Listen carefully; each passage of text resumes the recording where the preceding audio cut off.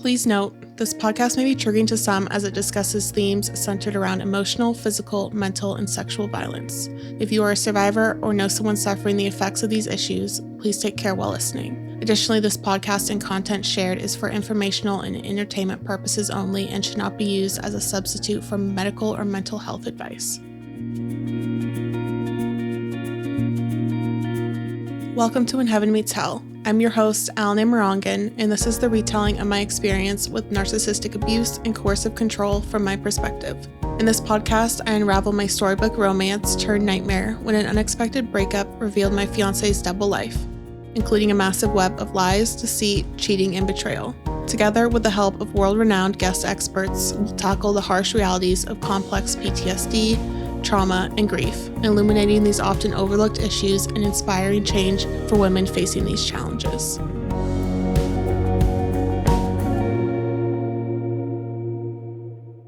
Welcome back to episode 3. I suppose that this is when it gets juicy for you all. I would say extra uncomfortable for me, even though I don't know what can surpass last week. Leaving the trip was very hard for me, and I think that there's a lot of emotion that goes into it, and you can say, well, based on what happened to you, I don't know how, you could leave that and be upset, but every time I left him, I was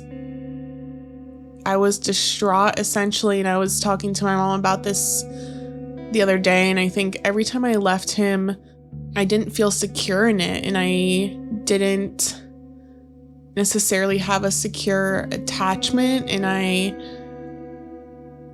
knew that we had a strong bond and a strong love, but I deep down didn't actually know if I would see him again, and that scared the life out of me. And so, I had this big love and all these feelings for this person, but even if we had plans to see each other again, which every time we did, I, in the back of my mind, didn't actually know if it would happen or if I could actually trust him for that. Every time I said goodbye, I guess I didn't know if it would be the last time.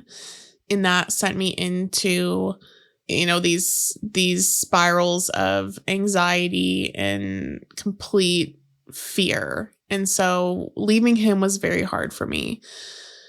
Even though you can look at it and say, he wasn't that great, but to me, again, these patterns, he would come back around and be wonderful. And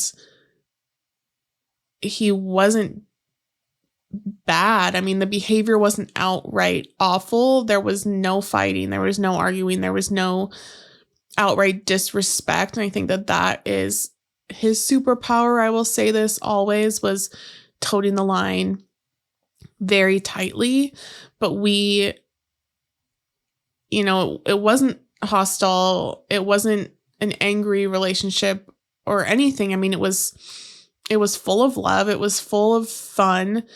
There was just some confusion around these things and things that kind of pushed my comfort level on boundaries and values. And you can sit here and say, oh, well, that's the most foundational thing. But it was also done in such a discreet way that I didn't feel like he was doing it in a very intentional manner. I felt like it was done in very kind of covert ways. And so there was a lot of confusion around these things. So leaving was very hard for me. And, I was feeling kind of like, what just happened? I had developed a really good bond with his sister, and she had texted me and she said, right when I landed, I got this text from her and she said, you are a keeper. You are the only one to ever capture his heart like this. We haven't seen him like this. And she said, we are so grateful for you. And everyone wants validation from the family. And I think that she gave me that, but also validated me in the fact that other people saw that this was special and that we had a beautiful relationship, and that these were just also things that he and I needed to work on or work through, I believe. I'm going to continually bring up the No Visible Bruises book because it has been so helpful, and I think it's a great resource. There was another quote in that they reference that these men seem incredibly normal. It says that they are charming, they are funny, gregarious, good looking or not, well dressed or not. One of the hallmarks of domestic and intimate partner violence is a false idea that abusers are somehow angry generally. And again, I just want to say that we weren't arguing. There were just these cycles of behavior, but the love was so intense. And so he was all these things. He was funny and gregarious and charming, and he had a great family and all of these things. And it worked. And so that is really a hallmark of him as an abuser. The week that I was home after this, I was sick in bed. Obviously, my body was working through this. I never fully identified it for what it was, and what I had went through sexual abuse-wise during that trip. Obviously, if I had felt that, I would not have been in that relationship.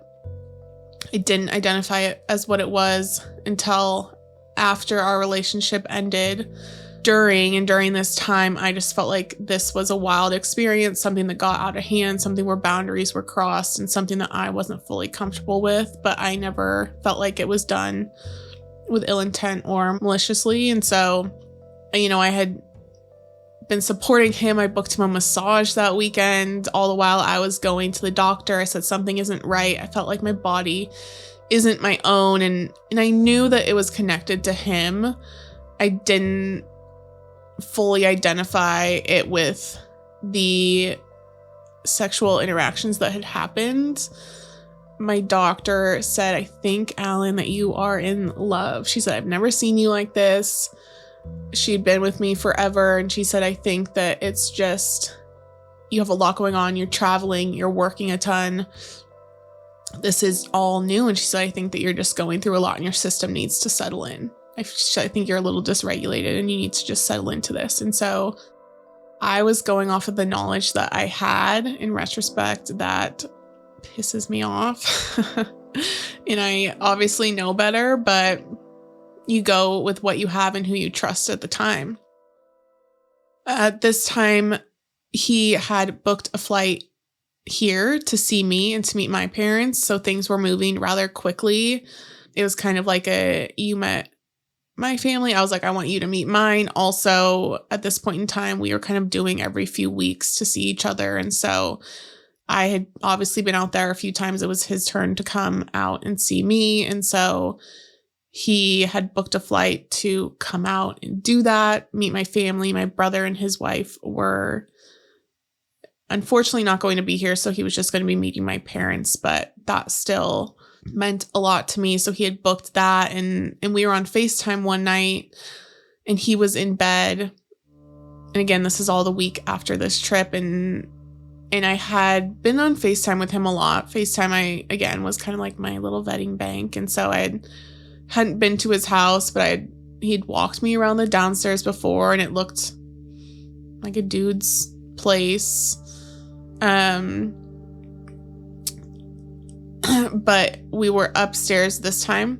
We were upstairs. We were on FaceTime. He was in bed, and I hadn't been up there before on FaceTime. And so I said, "Show me the room. I want to see your room." And he said, "No."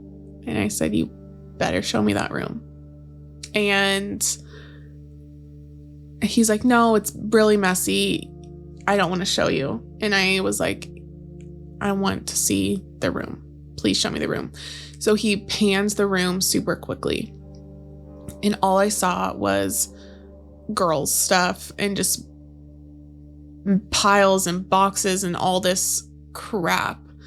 And I think part of what tipped me off too was that the sheets were red, and I was like, "Why do you have red sheets?" And the blanket was fuzzy and it was weird.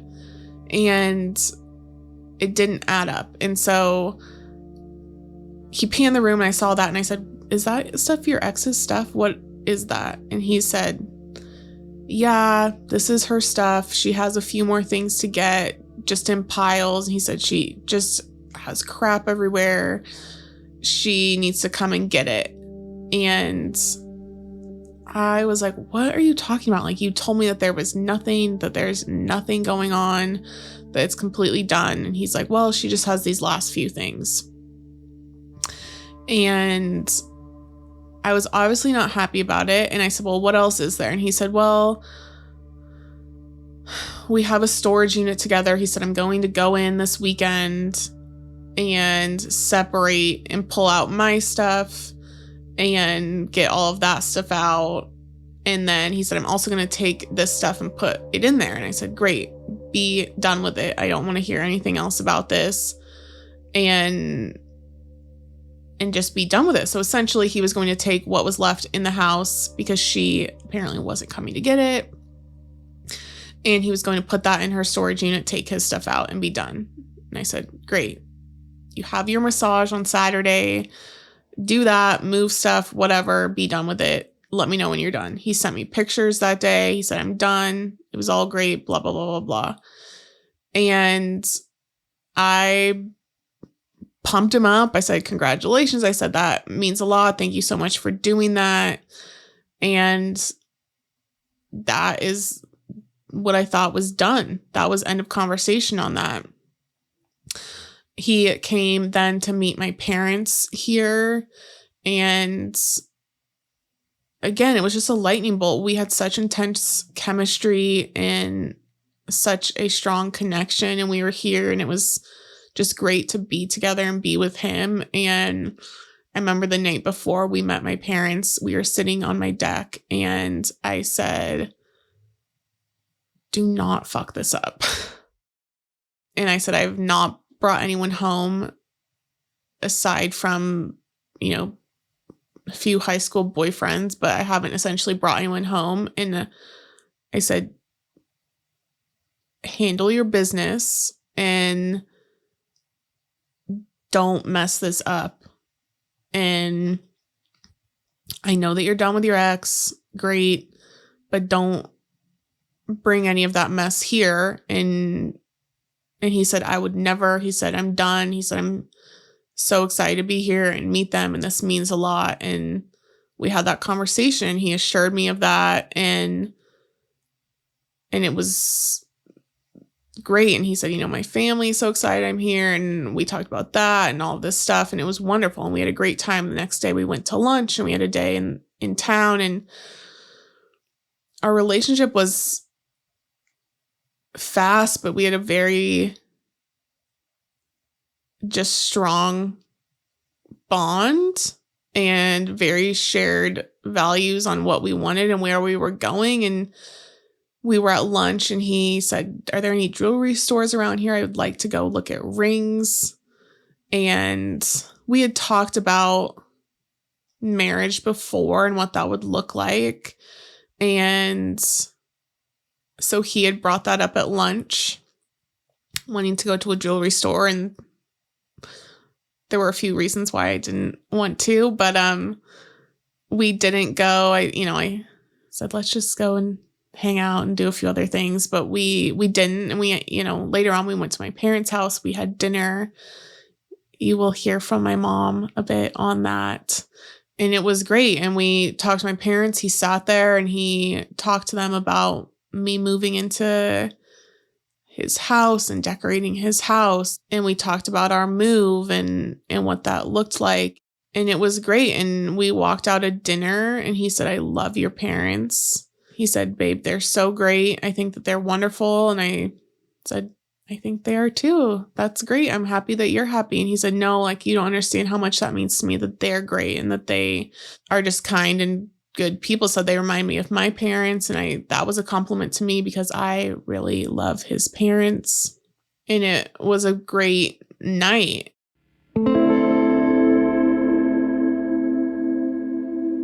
I want to go ahead and bring back on Dr. Nadine Macaluso.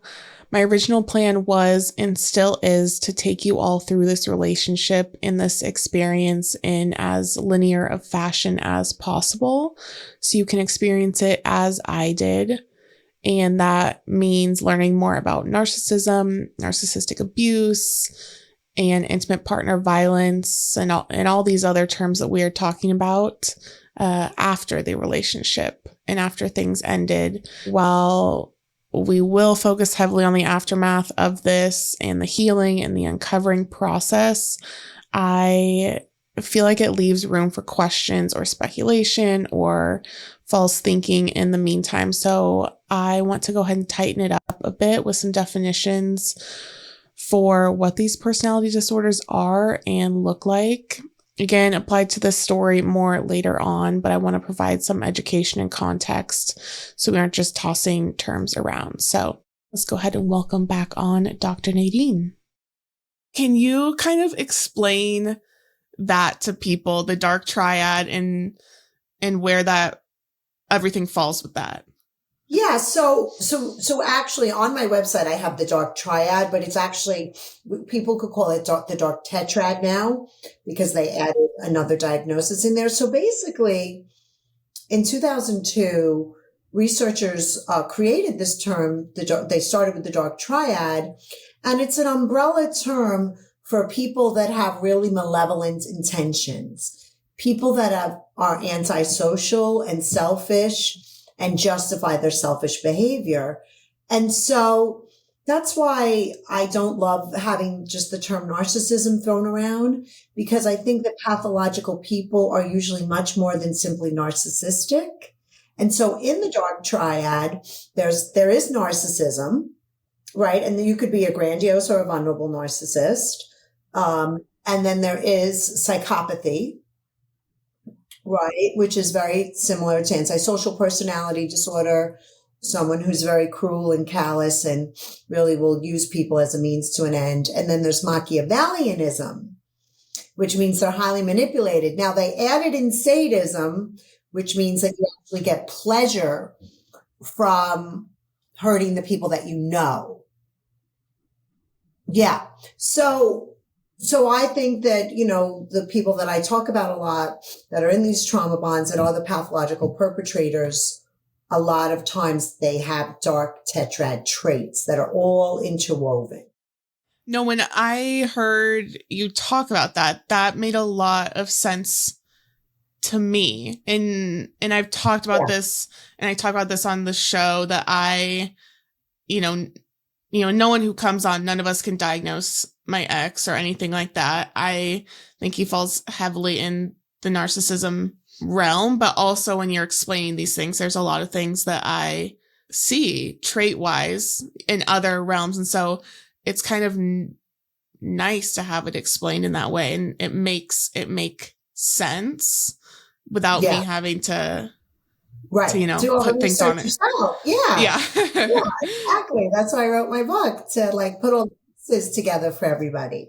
Yes, which everyone, needs to check out. I've said that time and time again. It just, it helps put words to it, which I think is one of the hardest things coming out of these things is you feel so upside down and backwards and you don't have words to put to something like this. So to have that help is really beautiful. Where does pathological lover come into this? So that's what I call the perpetrator in a trauma bond, because pathological means mentally unwell. And the perpetrator in a trauma bond, the way I describe them is that they will use, harm, betray, and exploit the people that they love, or really anyone and everyone, to get their needs met for money, power, pleasure, and status. And I believe that anyone who would do that, especially to somebody that they supposedly love, is mentally unwell. So that's a question. Do you think that they are capable of love? I guess it depends upon how you define love. The way I define love is the quality of connection and warmth and compassion and empathy and kindness that exist between two people, right? Mm-hmm. And we know that they're not capable of empathy or remorse. And there's a second piece to love that I think is also very important that we don't talk about. I don't even know if I mentioned in my book. We have to give people the space to be who they are. And in a trauma bond, the pathological lover wants power and control over you. They want to control who you are. So they're not giving you space to be who you are and to grow and to flourish. So if I use that definition, although that definition doesn't seem like they're very capable of it. Right. They might think they are, but we got to ask them, what's their definition of love?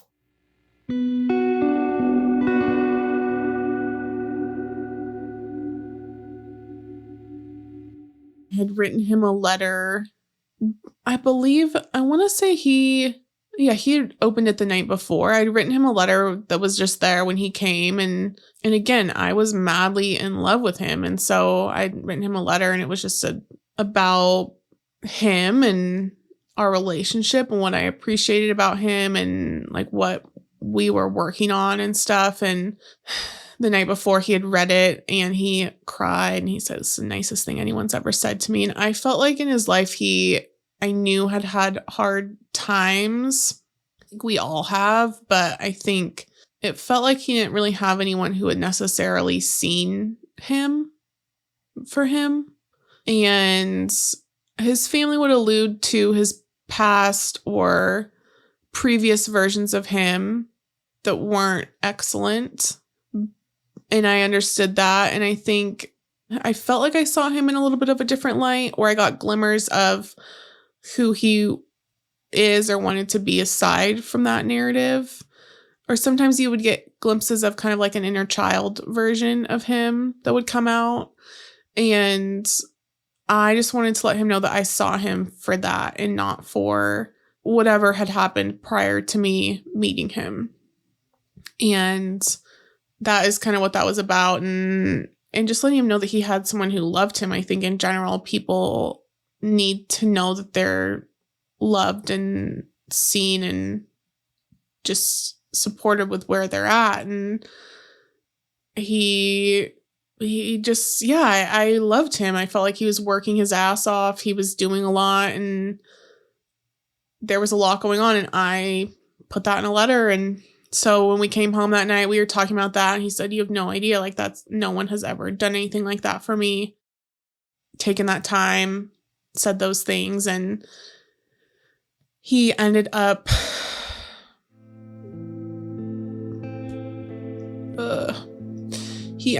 proposing that night. Very impromptu. I bet you didn't know that. Not even my family did. If you asked him, he would say no. I'm sure of it. He'd say no to a lot of things though. But he proposed and he asked me to marry him, and I said yes. And in it, again, you could see his innocence and his excitement. I loved him, and to me, it was a commitment to our future together. There was not a ring. It's not necessarily about a ring or anything. To me, it was a commitment. I wasn't necessarily going to go around and say, "Hey, I'm engaged now." To me, there were things that needed to happen. I needed him to obviously spend more time with my family, meet my brother. I wanted some behaviors to shift and change, but I knew and felt like this still was my person and who I wanted to be with. And we were so in love. There was a lot of love there. And so to me, it was a yes, and it was a commitment to that. But it wasn't me turning around and saying, "Hey, everyone, I'm engaged," or anything by any means. But, called each other fiancés. And he said, "Can we please FaceTime and tell my sister?" And I said, "I would prefer not to. I love your sister, but I would prefer not to keep it just kind of our thing." And he said, "She's going to be so excited. She's going to be so proud. She loves you. She is going to be so excited. And he convinced me to do it. And we FaceTimed her that night. And he said, we're engaged. And she cried and was so excited. She had the excitement that any kind, loving sibling would have.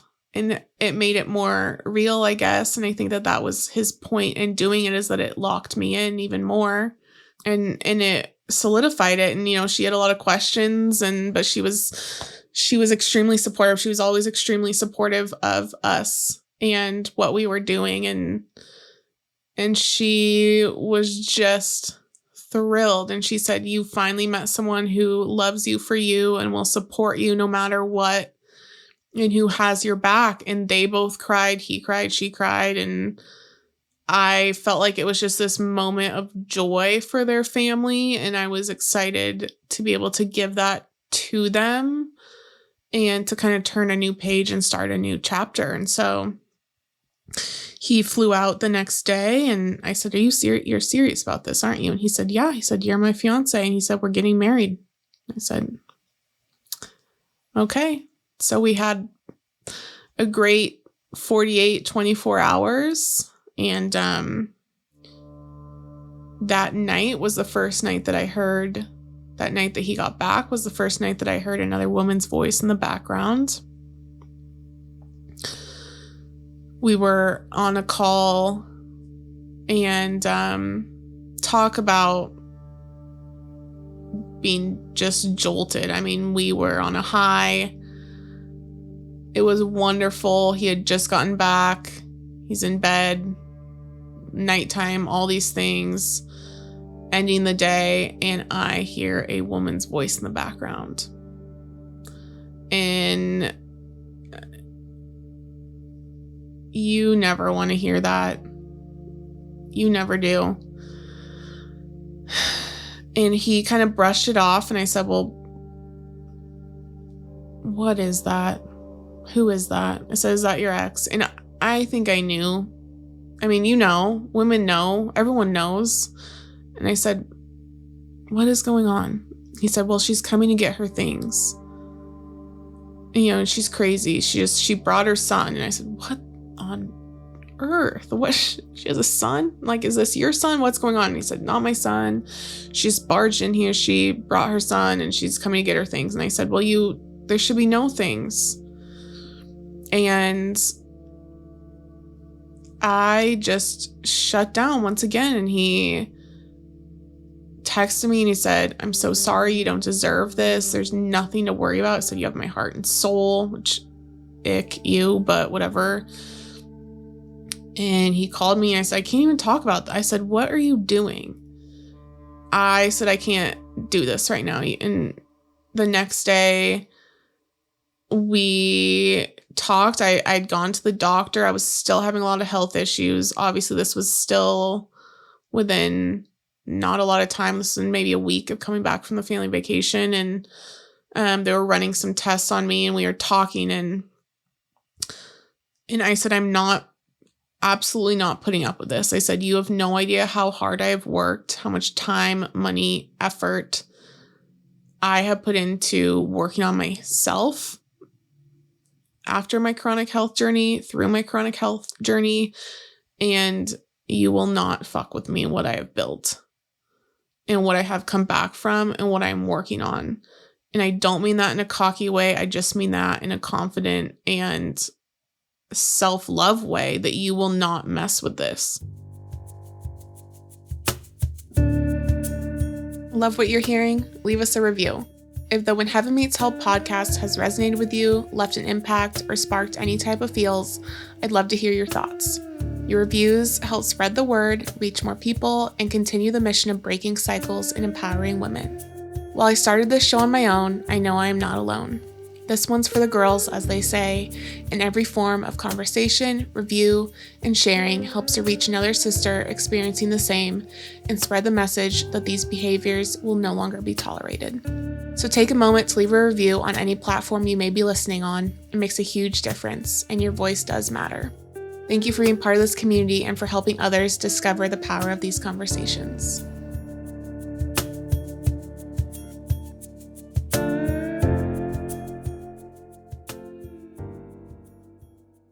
We have Dr. Kris Prochaska. She is a therapist, a coach, a human design expert.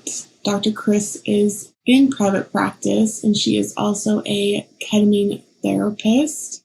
She is just a warm, welcoming, as you will come to find, phenomenal human that has not only been an integral part of my healing journey, but also an excellent educator and mentor while I go through this experience. So I'm excited to talk to her not only about, going through this and utilizing ketamine as a tool to heal, but also looking at her experience with narcissism and what she has to share on that. Learning to trust yourself and what you're experiencing and perceiving, and being present in your body and kind of going, I don't know if this feels that good to me. Whatever the situation is. I don't know if my body really, if I feel safe or if I like this or if I have a choice, I don't know that I consented to this, right? Okay. So think about it like this. It's interesting. Going back to this disconnect piece, a narcissist, they're empty. So they need you to connect to them so they can feed off of you.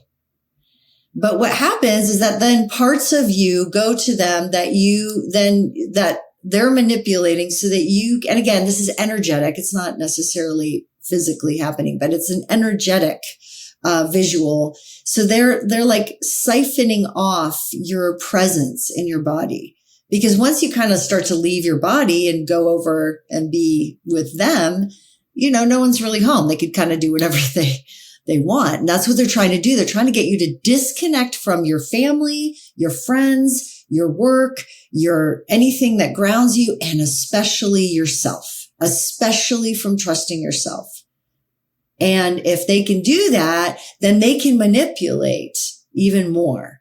So when you are trying to disconnect from him, what you're doing is kind of really disconnecting from him, again, energetically, emotionally, psychically, but also disconnecting from the trauma bond that happened there too. And it's a paradox. I think one of the things that I'm learning about to get out of this matrix is that we have to learn to embody paradox, that it's a both and, that I'm both emotionally, energetically sensitive and have the capacity to be completely numbed out. Right? I am an intelligent, gifted, wise woman, and I have the capacity to be completely ignorant, naive, and forget everything I've ever learned. It's when we can embrace that, we can start to disconnect from the trauma bond that we have and start to reconnect with ourselves.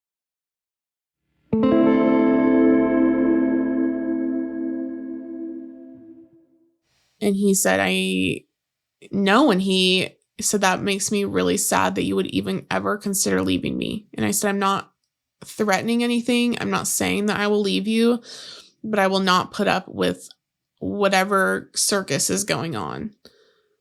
And I said, you told me that everything is done. You told me that she is gone. And she's not. And I said, I don't understand what's going on. And he said, well, yeah, I don't want to touch her things. I'm not touching her things. It's not smart. And so essentially, when he told me that he had taken her things and was putting them in the storage unit, he never did. And so he had moved his stuff out, but her things were still at the house. So she was coming to get them. And so the narrative really was shifting, and the narrative continued to shift. And that was really our conversation. And I'll pause, just back up for 1 second. And our conversation ended, and it was just, we're not messing with this. And it was consistently, you have nothing to worry about. You have nothing to worry about. It's done. It's done. It's done. Later that night, we were on the phone, and we were on FaceTime actually, and something happened that involved the authorities with them, things got, I guess you can say, volatile, but was absolute insanity. And the narrative then once again shifted to, I told her about you and now she won't leave and I can't make her. So basically it started with he's single. And then, you know, she came here to get things. And then it was that she found out about you and she's staying here because she is apparently still on the lease and he can't make her leave or do anything. And he would say, I've talked to the police. I can't move her things. I legally can't make her move. I would have to be the one to move. At this point in time, he was in the process of buying a house. And so, and that is where we were planning on moving together. And so it was just kind of this wonky time frame where he's like, I don't want to move for a month and then move again. And it was this whole narrative and she was just there. And he said, I can't make her leave. She's here at kind of every other weekend with work and she's here. And I was like, what is going on? This was never discussed. This was never a thing, obviously. So now I'm sucked in and I'm in love and I'm whatever. And also the focus at that point in time also shifted to me being concerned about him and his safety and just getting him out of there because that one night was so insane and I had never experienced something like that. And so it was wild. The heat turned up really quickly. But I also, at that point in time, was very engaged with things, also engaged. And so I'm not just going to walk away. I think he hadn't given me necessarily reasons not to trust him and believe him. Also, his family was backing everything up and saying she is wild. I think anytime a man says a woman is crazy, you question that. Crazy is always a buzzword, but his family was backing that up too. And so it made me trust in that even more. I think that things would have been different if that had not happened, but it was just a really rough time. And it became the week of his best friend's wedding. And he said, you know, previously he had invited me and I said, I can't. I said, it's my brother's birthday and we were just together. I can't do this again. It's a lot of travel.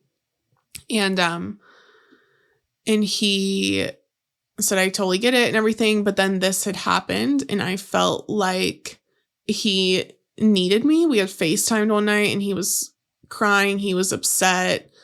And I felt like I need to go and be there for him. We also were having a hard time communicating. She was in the background and he was working and we just we couldn't communicate like normal. And so I was like, okay, I'm going to come out for this and be there for you. And I think it was great to spend time, you know, the idea of spending time with your parents. We were going to stay with his parents, be with his parents, and then go to this wedding and everything. And I think that I was like, this is going to be good. This is going to be grounding and really kind of help us all get on the same page. And he said, yeah, I think it's great. You can come, just don't embarrass me. Excuse me? He would throw curveballs like that to where, again, I would say, who are you talking to right now? If you know me, I would never, and I would be horrified and absolutely mortified. And again, that would make me then go back and say, what has he gone through to make him say something like this? I would say, what has he experienced with her to where he would even feel the need to say that or feel that he would be with someone or that someone would do that to him? So I know this wedding and this event means a lot to him, but that he would be with someone that he feels like he needs to say that to. And I checked him on it. He's like, yeah, sorry, I'm so sorry. I just, with what I'm dealing with and what I'm around, it's craziness. And I just don't want to bring that around this. I said, I know, but you need to realize again who you're talking to, and that I would never, and you can't say that stuff to me. And so there were these interesting moments of that, that were challenging. I bought a new dress when we were together over the 4th of July. I had this dress. I'd had it for a little bit. It was a Billabong kind of black midi. It was flowy and just comfortable and cute.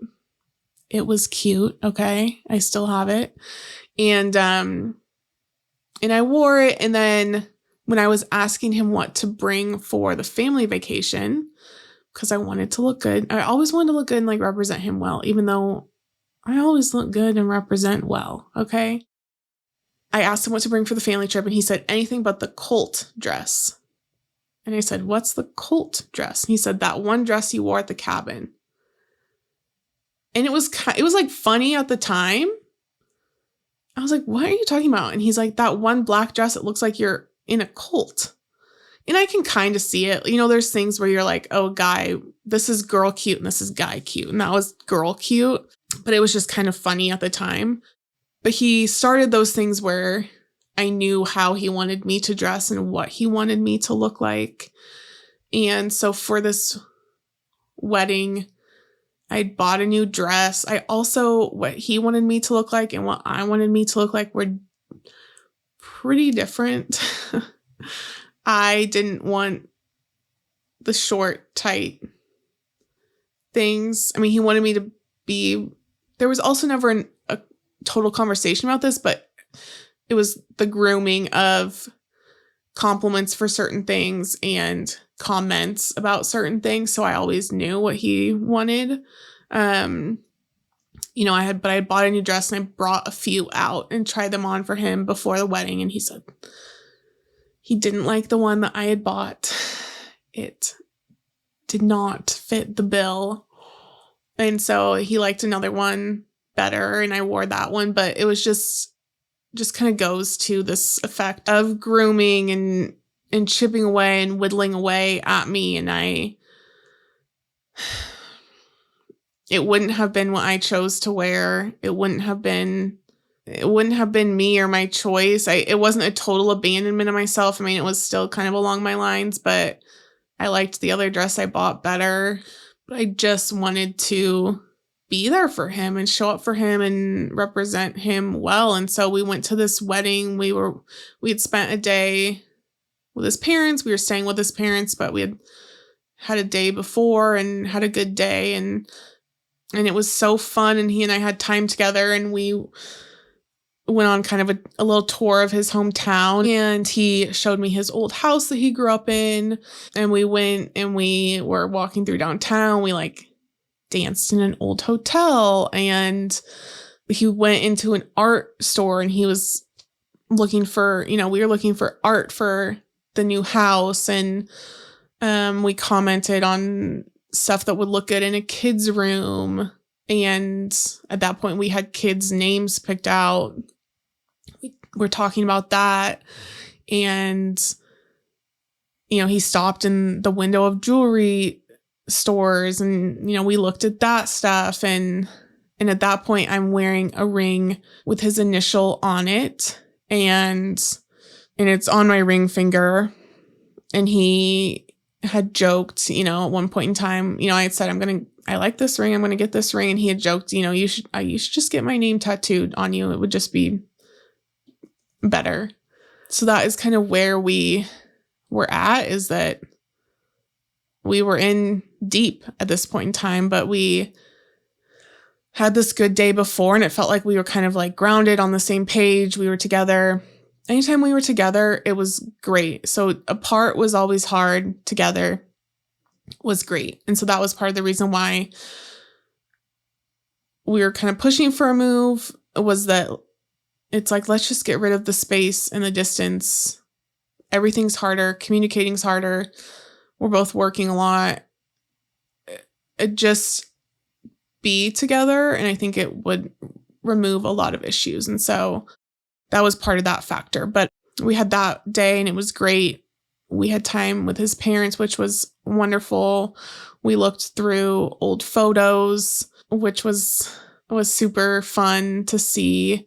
And then again, we went to that wedding and it was amazing. His parents were there and I was just there to be in full support of him. It was an odd experience because I didn't fully know the narrative. I felt like he was in the wedding and then was not in the wedding. And I didn't totally understand it, but it was a sore subject. So I didn't ask a lot about it. But he was trash talking the guys and his friends. And I felt like I was on damage control and drinking control. I was just kind of following that narrative with everything and trying to just be there and be present and be a good partner for him. I wanted to look good. My hair was flat. I looked like crap. I felt like, and I was in this dress that I didn't love, but we took some pictures. His mom took some of him and I, and then switched, and I took some of him and his mom, which this is just an important detail for later. And I was talking to his mom and I said, I just love him. I want him to be happy.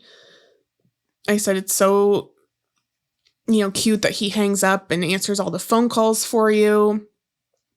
And I love that you guys have a close bond and I just want to foster that. And I said, it means a lot that we're all so close. And she said, oh, I'm so surprised. I'm so surprised. She said, I'm so sorry. I don't want him to ever hang up on you for me. And she was just kind of surprised by that. And it was an interesting conversation. And she said, I didn't know that. She said, I don't think we talked that much to where he would do that. And I was like, I said, yeah, every time we're on the phone, he will hang up and say, oh, my mom's calling. I have to answer or whatever.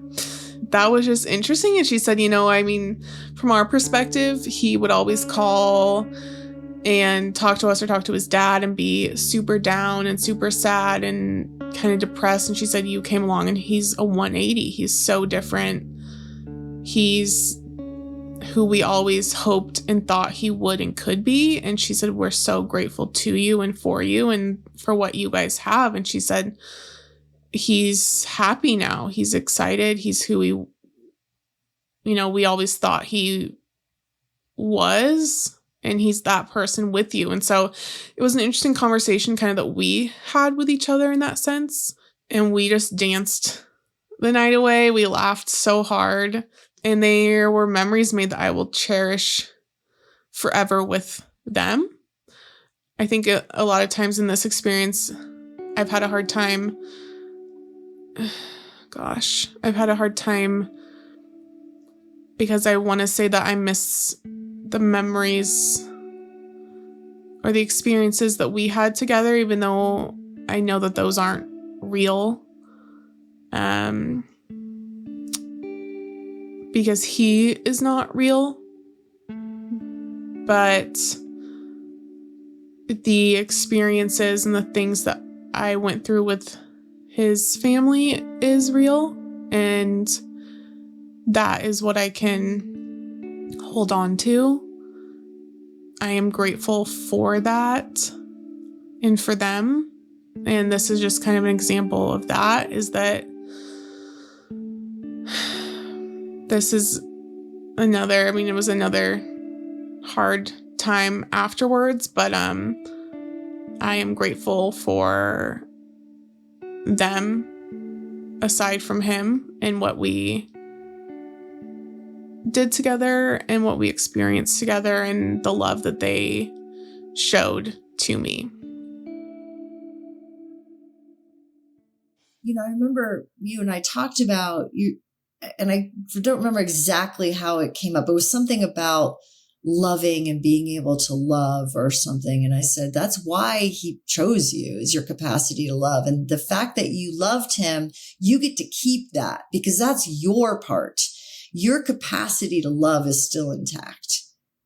right? So regardless of, it just shows you like, oh, I do love people and I can love people and I'm a good, like, because they don't have that capacity. So they look for people who can do that. Remember, they need a release valve because they're not feeling anything that's happening over here. And so that is also part of the process. And there can be that grief of feeling like I betrayed myself or feeling like, look at the time that like all the things. All of it, the good and the bad, and then missing the good times, missing like when it was good, and because that's also part of it, right? It's not all good or bad. No. And that's part of that paradox, right? Like really reclaiming the paradox of it.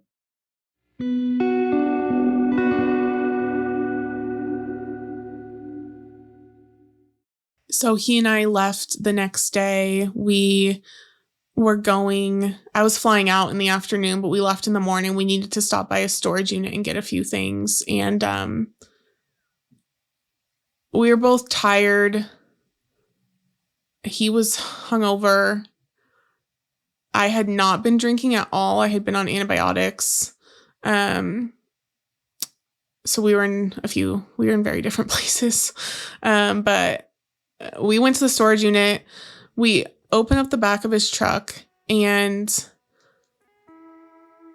I see a few things. One being the cowboy hat that he had bought me on our family trip. And it was, excuse me, but it was fucked up. It was no longer a hat. It had been squished, messed up, just looked like a piece of trash. And I said, what did you do? And it was obvious that he never brought it inside. It was obvious that it was in the back of the truck, had been squished, stomped, messed around. And he picked it up, put it on, made a joke, haha. And I was like, it's not funny. Like, that meant a lot to me that you bought me that. I couldn't travel with it home. Why would you do that? And he's like, it's still wearable. And I was like, this is garbage now. It made me sad.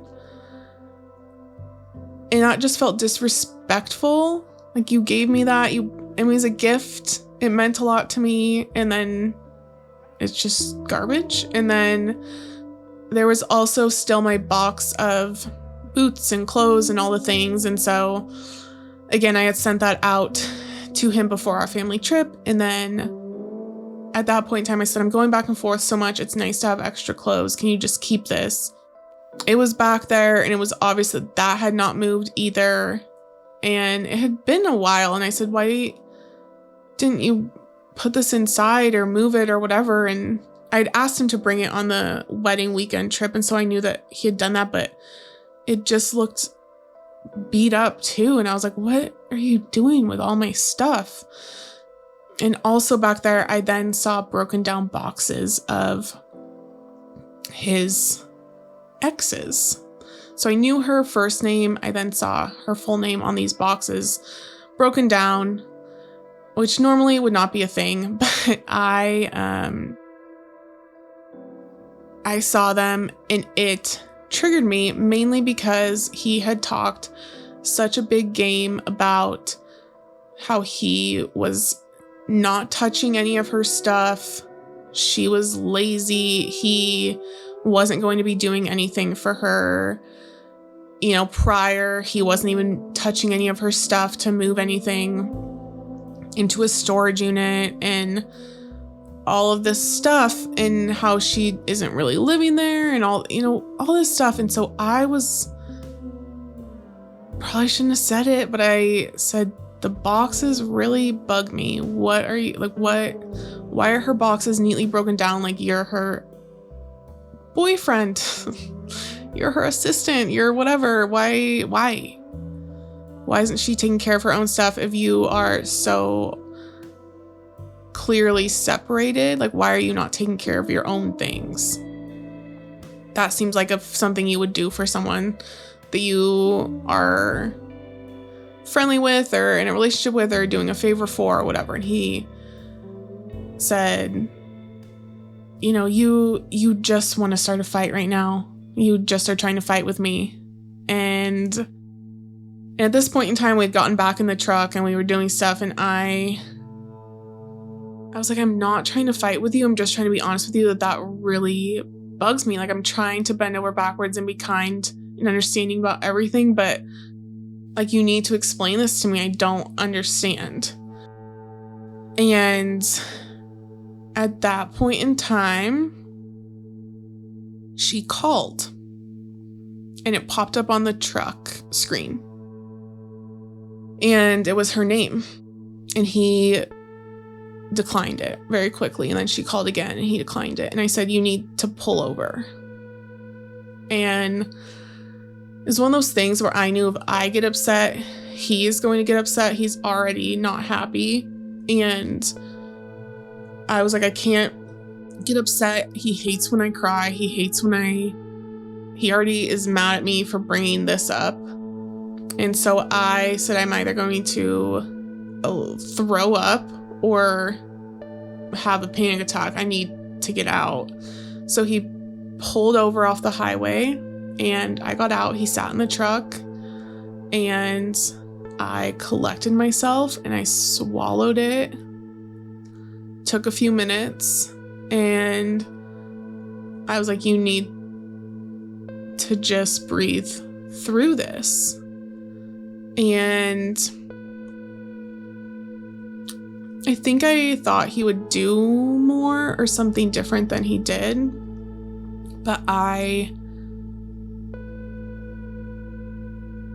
ate it, got back in, and he was on his phone texting. I know he was texting her. And we just kept going. At that point in time, we were going to the airport. I had a flight. We had time. We were going to go to lunch. He was having me look up lunch places. And then when we got a little bit closer, he said, I'm actually really tired.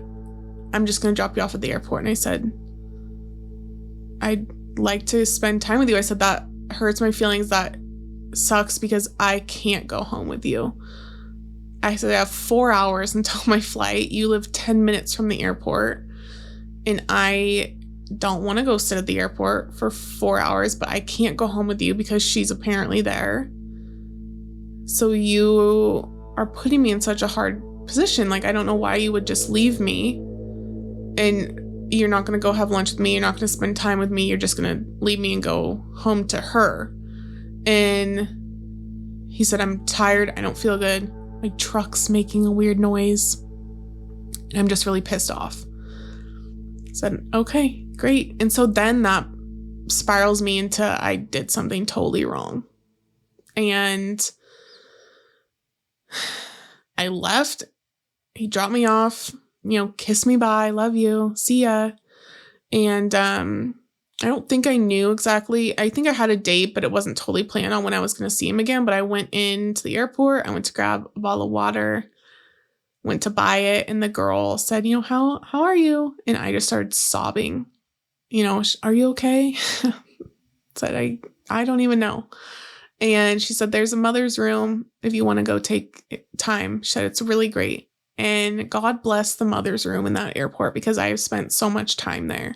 If anyone was actually needing to use it, I would move, but it was super quiet. It was 2 stalls with rocking chairs in them. And that became my safe space every time I traveled through there. And I would go in there.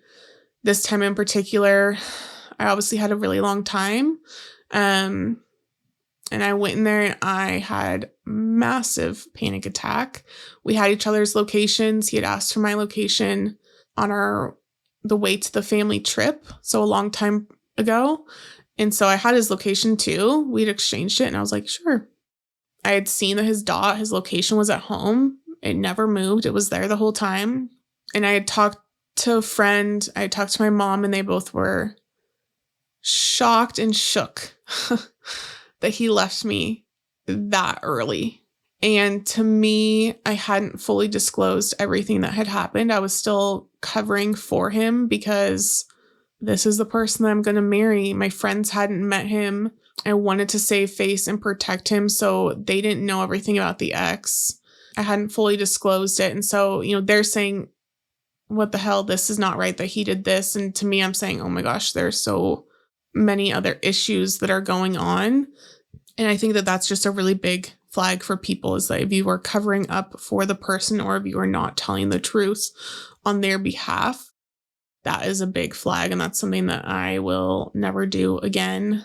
And I didn't even really realize it, but it was just that I wanted him not to look bad or like he did. Covering for them and abandoning yourself again for the sake of the relationship is one of the characteristics of abuse and how they suck you in. So I was on the phone, I finally had my one flight and made it to one of my connections. I was in another city. So on the phone with one of my dear friends. And again, it's like I would make a connection. I would suck it up. I was flying with sunglasses on. I was so upset. I texted him. He didn't text me back. Again, his dot was at home. I was talking to one of my friends, and I remember I was in the family bathroom there. Again, I didn't want people to see me. I just wanted to hunker down until I had to get on the plane and go home. And I was talking to her, and she said, you don't have to do this. And I said, I can't leave him. And she said, what if you just left him? And she knew a little bit about the ex. And she said, what if you just gave him time to figure it out, maybe get out or get her out, and then you guys came back together? And I remember saying, I'm so afraid that if I leave, I will hurt him. I will break his trust. Again, going back to that feeling of he's never had someone fully love and invest in him. And I felt like I can't be the person to break him or to hurt him.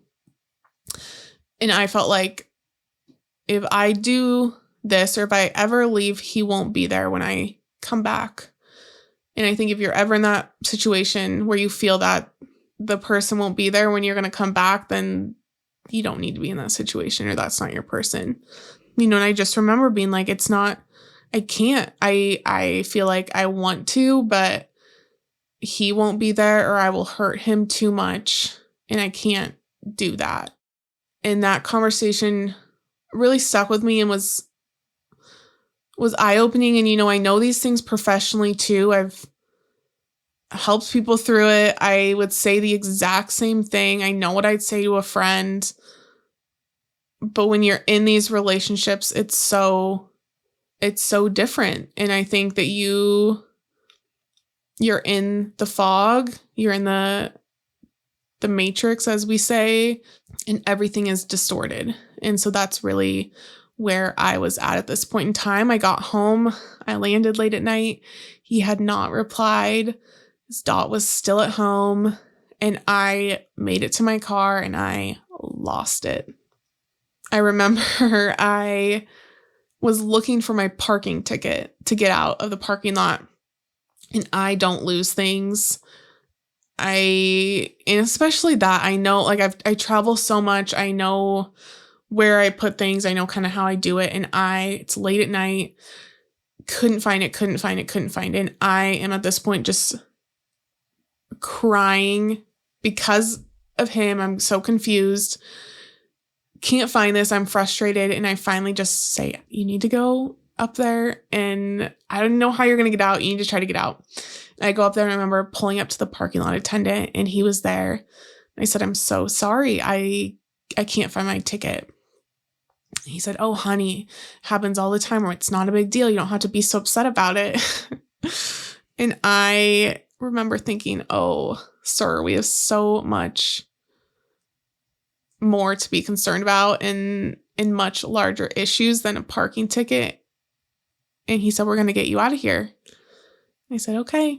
And he got me out of there, and I got home and had my cycle that happens all the time. Every time I came home, it was, we had a high of being together and then dip, and it was such a low of being back home. And I was just dysregulated and all over the board. And it was an addiction. And I felt like I needed him, and I needed to be in communication or feel like he was okay in order for me to be okay.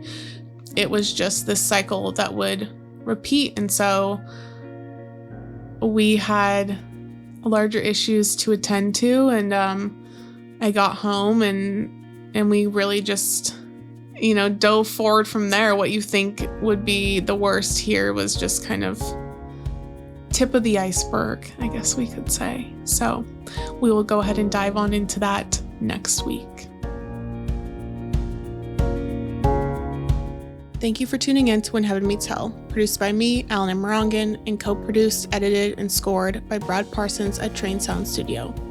Although less than 1% of podcasts address domestic violence and survivor advocacy, When Heaven Meets Hell strives to change that narrative by raising awareness and promoting vulnerable conversations. You can support our mission by making sure you subscribe on your preferred platform, leaving a review, and sharing the show with others. We are so deeply grateful, and we'll see you next time on When Heaven Meets Hell.